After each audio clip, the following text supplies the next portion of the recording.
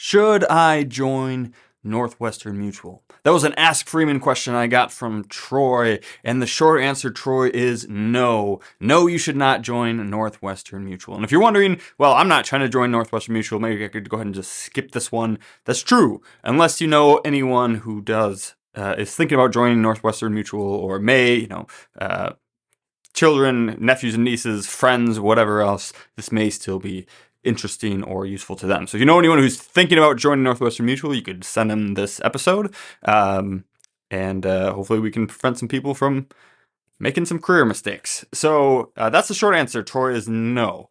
And Troy had written in and he had asked, hey, I been through this interview process. I want to be in financial planning. Explored some firms, went deep into the interview process with Northwestern Mutual. They'd interviewed him a bunch of times, him and his wife, and finally got the offer, and he's trying to weigh it out, and he's listened to a few of my things, and so he sent it in to me. And Troy, you must not have listened to all of our podcasts, because if you had, you'd probably know that my answer would be no. But I'll give you the straightforward answer, and again, in case anybody wants to send this out to somebody else. So Northwestern Mutual is a life insurance company that also does financial planning and investment management and some of these other things. But they are first and foremost a life insurance company. And so your main job at first when joining Northwestern Mutual will be to sell life insurance and other life insurance products like annuities, disability insurance, those types of things. So if that is what you want to do, if you want to be an insurance salesperson, then possibly you could join Northwestern Mutual. But you said you wanted to be in financial advice or financial planning. I can't remember how you worded it, that you wanted to do those things. So I'm just assuming that means that you don't actually want to be in insurance sales. So part of the problem with joining a firm like Northwestern Mutual, I've heard this from a lot of stories from people that I know who have worked there in the past. Again, I think I talked about this in episode 114, kind of my history of going, and I started out in a company that's almost identical to Northwestern Mutual.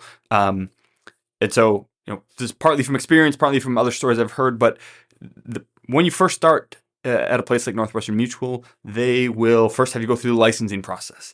And to get licensed, to get all the license you need to sell the products they want you to sell, and then to actually do the advice and the financial planning you actually want to do, you're going to have to get 6 different licenses to do that. Maybe 5. You might be able to get away with 5 because you can combine some of them, but basically it's 6 in order to do what you're telling me that you want to be able to do. And so all those licenses, you got to do a study for them, and you got to pass an exam and pay a fee. And I think Northwestern Mutual may reimburse or cover some of that for you, but it's still a lot of time, and often it will take people months just to get through that process. And in the meantime, I think they start out with a little stipend or whatnot. It's not much, but maybe something to help you get through that. But then after that, you're full on commission, right? And the only way you will be able to make money is to sell commissionable products. There's no salary. There's no any of these other things. So you have to go out there and sell insurance, and the only ones that are going to pay enough to really support your family is going to be the products that are really bad for other people. And again, it's just, we talk about a lot on here. It's not real planning. It's not real advice. Most people don't need those products. We talked a little bit about that on 117 maybe. So no, I don't think so. And so then they're going to have you, and actually we'll create a graphic for this, and we'll put it on the blog, or we'll get it up here on the YouTube channel. But again, you need life insurance license, health insurance license, and a bunch of securities license to be able to sell investment products. And if you wanted to give advice and stuff, there's actually only one license you need to give financial advice, to give investment advice. And that's the last one you'll get if you work for like an insurance-based firm like Northwestern Mutual, or if you were to join like a fee-only planning firm like ours, or a lot of the other ones out there. We'll talk more about that at the end. You only need one. And then you can spend all that other time not getting all those other licenses, doing something useful. And so, you have to get through the license process, and then they're going to have you, create a list of all your friends if you haven't already, and you have to go bother all your friends and family and get them in to basically sell them, life insurance. And you're going to tell them that you're going to be their financial advisor, but you don't know anything about being a financial advisor yet, because getting the licensing exams doesn't teach you about being an advisor. And so you're going to need to bring in other senior advisors to help you with it, but then they're going to take half of that commission that you're going to make up front. And so, they'll help you on the front end, and then they're gone forever, and you lose half the income up front. And now you have to service the client at no additional income for free, all by yourself. And it's the whole process is not built for your success, which is why I think only 1 out of 10 people make it in the insurance-based, people who start out insurance-based firms. 1 out of 10, I think, is the stats. People who actually make it the first 3 years or the first 5 years and go on to become a full-time financial advisor after that. The attrition rates are really high. Of course, nobody thinks that they're going to be one of the 9 out of 10, but clearly more people are 9 out of 10 than 1 out of 10. And so it's just very, very hard. It's a very high attrition rate. You got to do a lot of things, call a lot of people, do a lot of uncomfortable things that you probably don't actually want to be doing.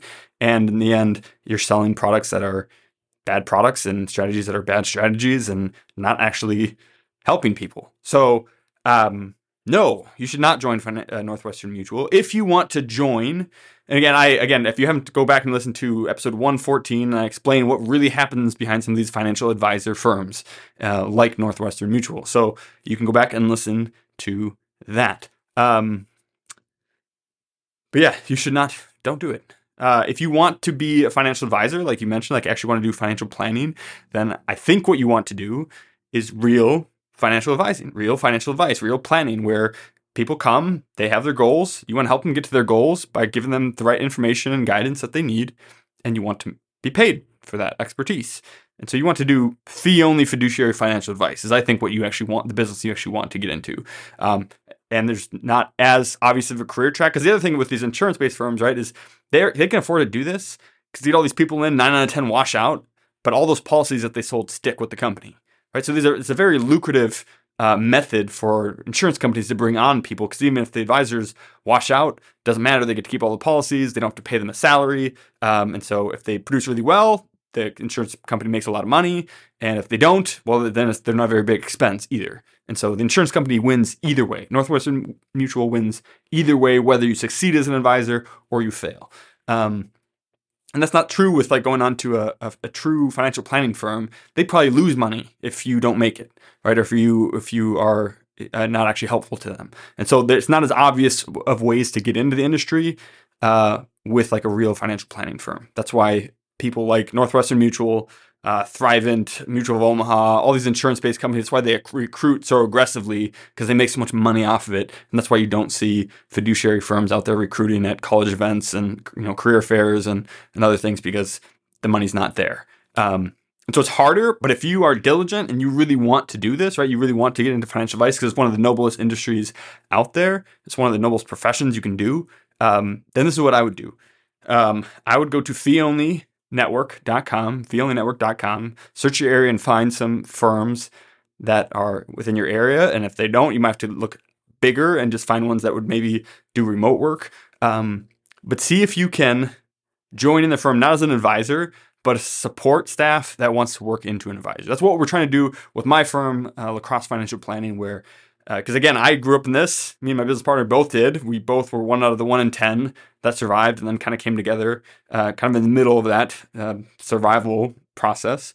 But we're both like, man, this is a really bad way to get in the industry, and we wouldn't wish it on anyone. Like literally 0 people should have to do it that way. So we're trying to create it where we bring on people in operations, in opening accounts and paraplanning. And so that way you can learn how to do financial planning, learn the real skills that it takes to help people achieve their goals while getting paid a salary to do it, right? And it may not be as much of a salary as you're going to make elsewhere, but you'll be being paid to learn and to grow. And then you can eventually start, as after you already know how to be an advisor and you can actually help people instead of calling yourself an advisor on day one when you don't know anything. You can start building your own client base and eventually transition out of operations into full-time advising when you have enough clients to support you and your family. And so that's what we're trying to do. There's other firms like that do that. And so if you're willing to work through those things, and try to be just helpful to other firms and be able to do whatever it takes to get in there and be helpful to the firm and not a loss to them, then they will teach you how to be a good financial planner, be a real financial advisor. I wish we could hire everyone that wanted to do this. We can't, right? We are constrained in terms of, because we're only going to hire the right people at the right times, and we can't just, take in a whole bunch of interns all at once, throw spaghetti at the wall and see what sticks, like some of the big insurance-based firms can.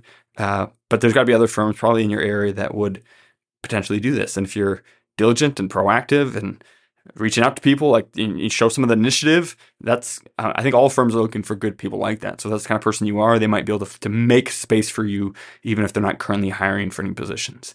The other thing you can do, right, is you can volunteer to learn some of the skills. Like, hey, I don't have any skills yet for what you need, but I can learn them for free ahead of time if you want, right? And so see, ask them, what financial planning software do you use? What other softwares do you use? And would you be able to grant me access so I could learn? I'll go through all the tutorials, all the trainings, all these things, and like teach yourself how to use these tools off the clock. And now you're actually helpful to the firm when you start off. So it really depends on how much work you're willing to do. Certainly that would be work that you'd be not paid to do. But again, we'll get this graphic back up here. If you were to join an insurance-based firm, you need to get 5 or 6 licenses, which take a long time to get. And if you're joined to a fee-only firm, then you'll need to get 1. And so whether it's, they'll help you come on right away and help you get that like we do. And then it gives you plenty of other time where you would have been getting licenses to get something useful, like a CFP designation or something like that. You could work towards that. Or if you have to do it the other way, right? If they're not really hiring, you could do it the other way. We could say, hey, well, let me spend some of that time when I wouldn't be getting paid, wouldn't be doing anything anyways, getting licenses, and let me actually build some real skills that are helpful in the industry. Let me learn how to use financial planning software. Let me learn how to use other financial industry software. And then I can come to a company and say, hey, I know how to do all these things and I can help you. And so that'd be how I would go about it. If you want to know more about that, I would love to help anybody who really wants to become a financial advisor, really wants to become a financial planner the right way. I would love to help you get into the industry without having to work through a Northwestern Mutual or a Thrivent or any of these other insurance-based companies.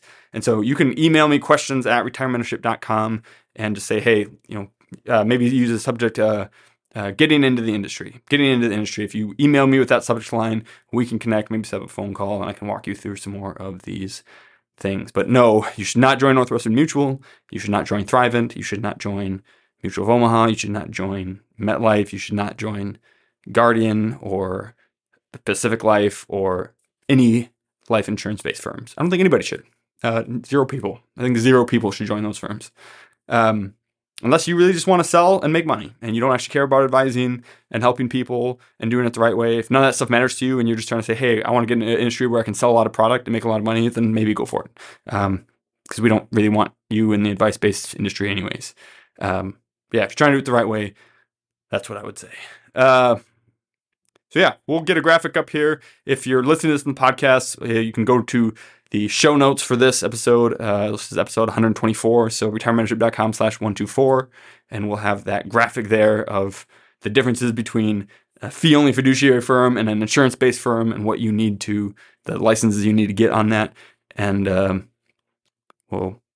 you have any questions, or if you know anyone else, if you made it all the way through this and you have no interest in joining the industry and you're just curious, but you know anyone who is, keep this in mind, and we will we'll hopefully save a few people from, what happens to most people is they do spend all this time and effort getting all these licenses. They bother a bunch of their friends, maybe break up some friendships because of the way they tell you to sell people and be persistent and annoying that. And so you lose friendships, you lose time, you lose money, and in the end you wash out anyways because 9 out of 10 people do.